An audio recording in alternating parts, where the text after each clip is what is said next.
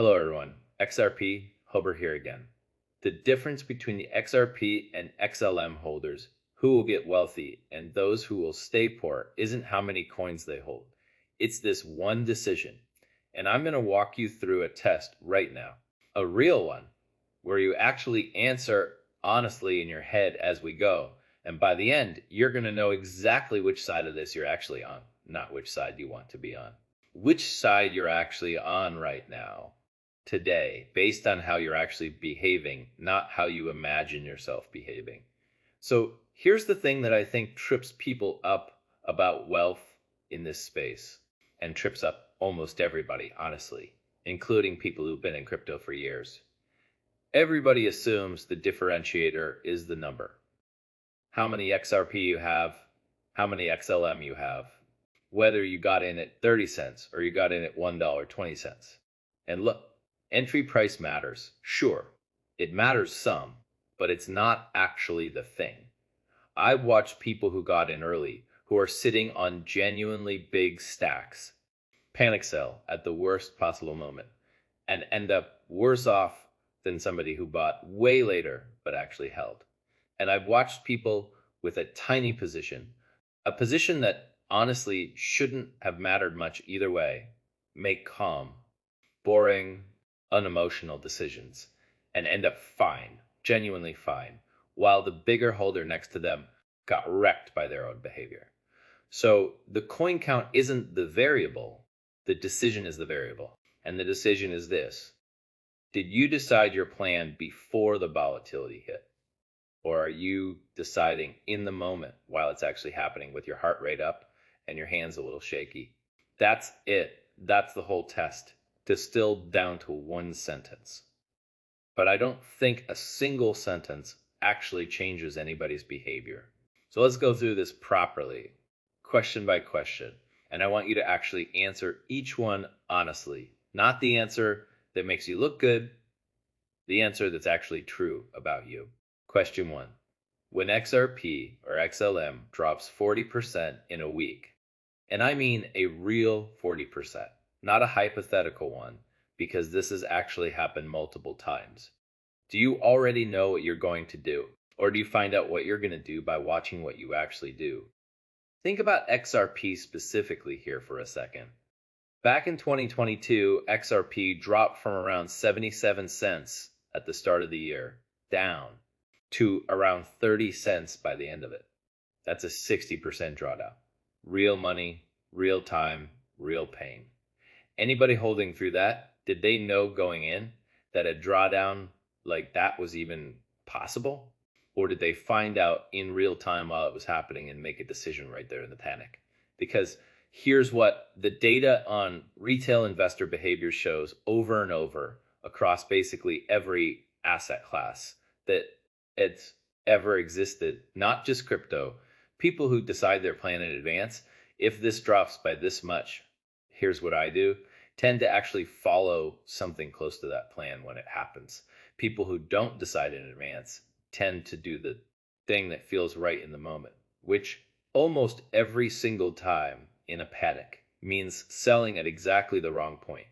Not because they're stupid, because panic is a real physical thing, and it overrides whatever calm, rational plan you thought you had if that plan was never actually written down or decided on ahead of time.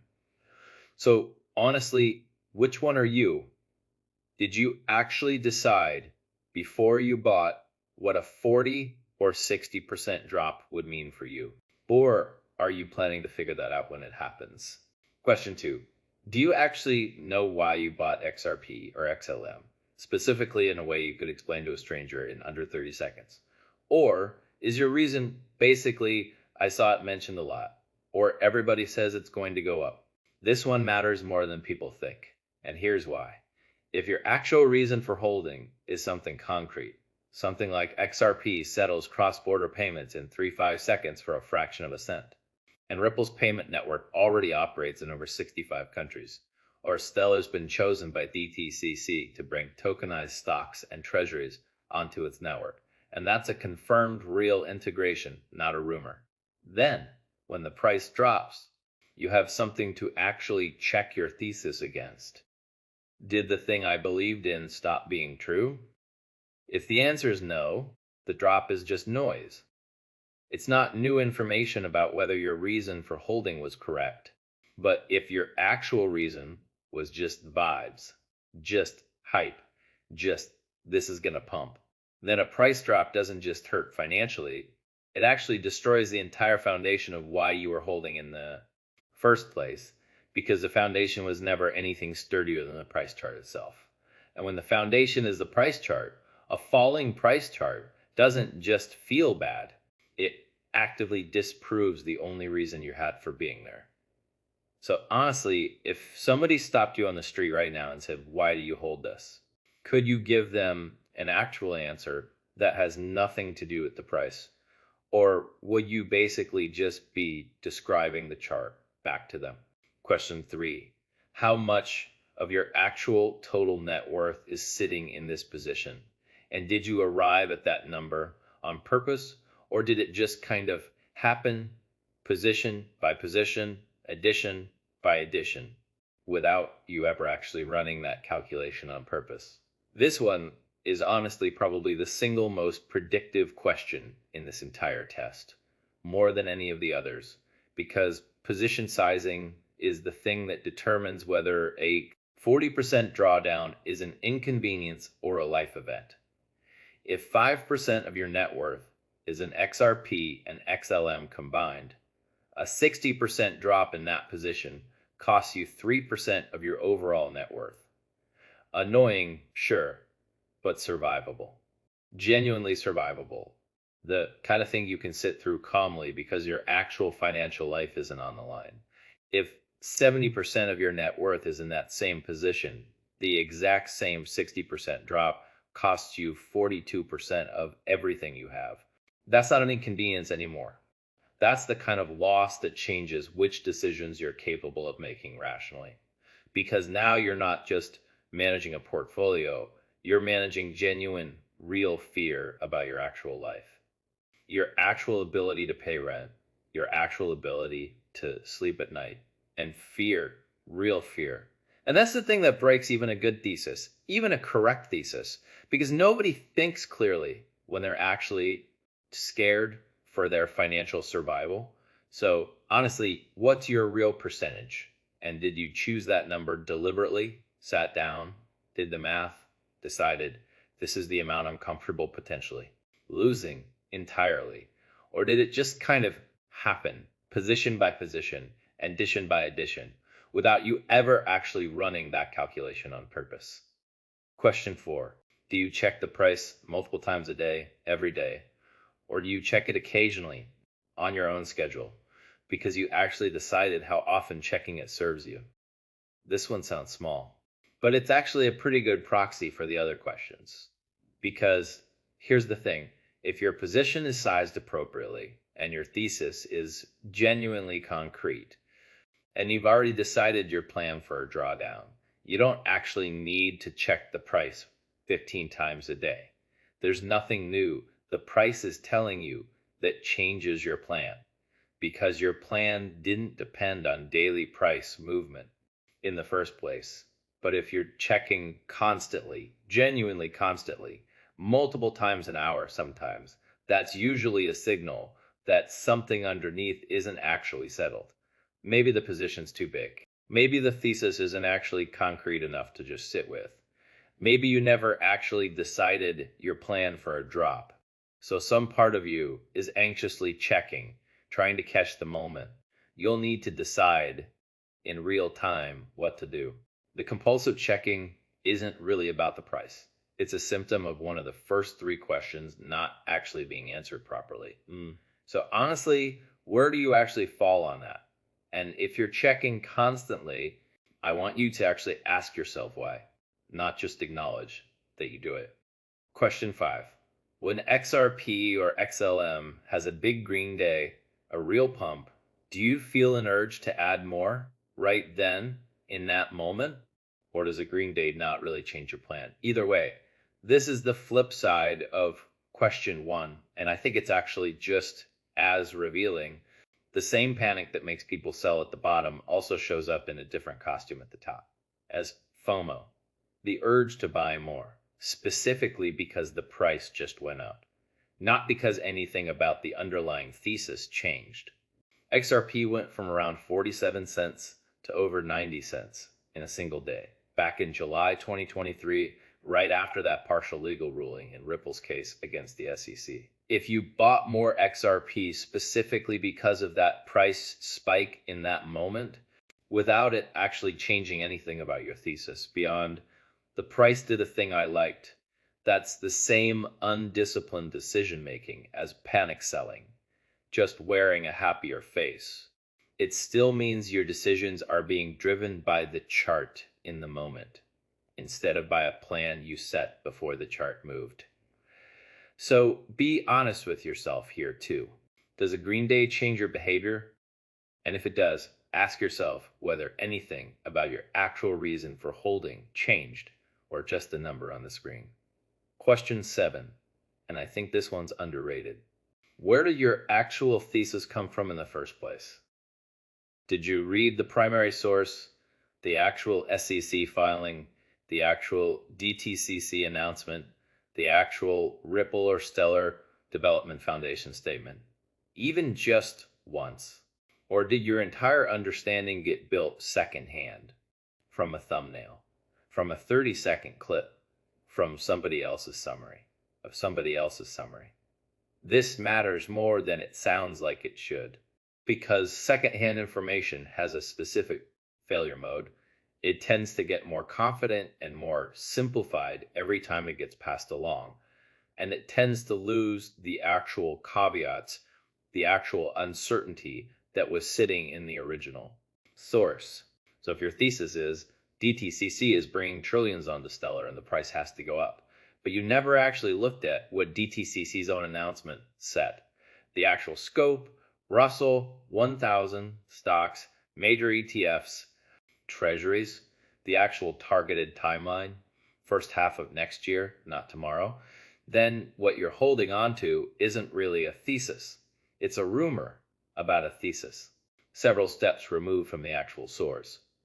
And rumors are exactly the kind of thing that can't survive contact with a bad week, because there was never anything solid underneath them to begin with.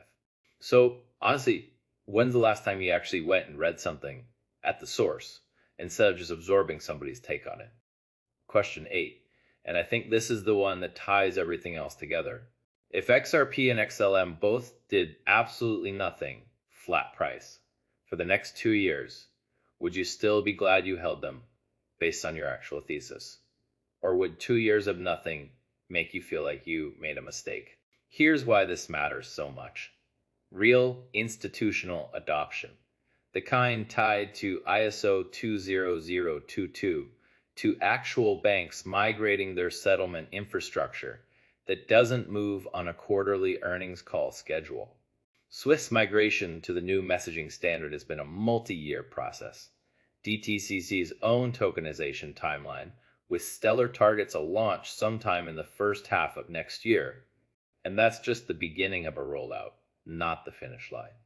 If your actual thesis depends on institutions slowly, methodically integrating this technology into the existing financial system, the honest, correct expectation is that the price and the thesis can be completely disconnected from each other for long stretches of time. The thesis can be playing out exactly as expected, quietly in the background, while the price just sits there, doing nothing for months, sometimes years. If 2 years of flat price would genuinely break your conviction, that tells you something important. It tells you your actual time horizon doesn't match your actual thesis, even if you'd say out loud that you're in it for the long term. Okay? So now let's actually score this thing based on everything you just answered, honestly, to yourself. If you decided your plan before volatility hits, if you can explain your actual thesis in under 30 seconds without describing the price chart, if your position size was a deliberate, calculated decision rather than an accident, if you're not compulsively checking the price all day, If green days don't change your behavior any more than red days do, if you've actually gone to a primary source at least once instead of living entirely on secondhand summaries. And if you genuinely be fine with 2 years of nothing happening because your thesis operates on a longer timeline than the price does, you are what I call the rich track holder. Not because you're guaranteed to get rich. I want to be really clear about that. Nobody can guarantee that. But because you've actually built the behavioral conditions that let you survive long enough, calmly enough, to actually be there if and when the thesis plays out. You're not gambling on a single price candle. You're positioned to actually benefit from a multi-year process without your own psychology forcing you out of it halfway through. And I think it's worth being honest that almost nobody scores a perfect 8/8 on something like this, including people who've been doing this for years, including, frankly, me on certain days. This isn't a pass-fail test where you need every single answer to land on the right side to count for anything. It's more like a mirror showing you which specific habits are actually solid and which ones are the soft spots most likely to get exploited by your own fear or your own excitement the next time the market actually moves. Maybe your thesis is genuinely solid. You could explain it cold to a stranger, but your position sizing crept up over time without you ever sitting down and deciding it on purpose. That's useful to know specifically because it tells you exactly where to go fix something instead of just feeling vaguely anxious about your portfolio without knowing why. If most of your answers landed on the other side, reactive plans, vibes-based thesis, and accidental position size, compulsive checking, FOMO buying on green days, needing constant price movement to feel okay about your decision. That's the poor track pattern. And again, I want to be careful here. This isn't a moral judgment. This isn't me saying you're a bad person or even a bad investor in some permanent sense. It's a description of a pattern that historically, across basically every market that's ever existed, produces worse outcomes, not because the underlying asset was wrong, but because the behavior around it guarantees you'll make the emotional decision at exactly the wrong moment, sell the bottom, buy the top, over and over, regardless of whether the actual thesis was ever correct in the first place. And here's the thing that I think is actually the most useful takeaway from this whole test. The pattern is fixable. It's not a fixed trait. It's not your personality. It's a set of decisions you can actually go make right now, today, before the next big move happens in either direction. You can sit down right now and actually write out in plain words what would make you sell, what would make you hold, what would make you decided in advance while you're calm, while there's no fear or no euphoria clouding the decision. You can actually calculate your real position size as a percentage of your real net worth and decide honestly whether that's the number you actually want, instead of just feeling generally fine or generally uneasy about it without ever quantifying it. It might mean picking one single primary source, the actual DTCC press release, the actual Ripple blog, the actual Stellar Development Foundation announcement, and reading it once, start to finish. Instead of relying on whatever secondhand version happened to reach you first. None of these take more than 20 or 30 minutes total. But doing them while you're calm today is genuinely different from trying to figure them out for the first time while your position is down 40% and your hands are shaking. So if you went through this test and landed mostly on the reactive side, that's not the end of the story. That's just an honest starting point.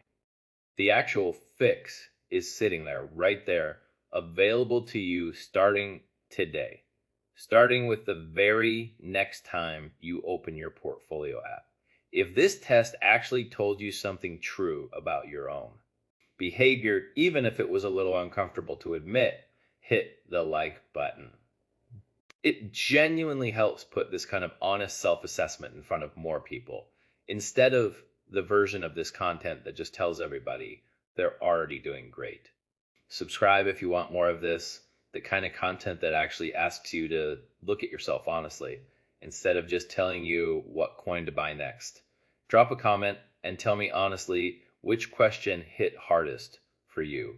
The panic selling one, the thesis one, the position sizing one, or the 2 years of nothing one. I genuinely want to know which one made you squirm a little, because that's usually the one worth actually sitting with longer.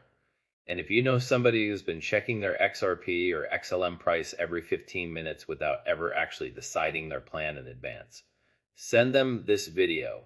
They need the test more than they need another price prediction.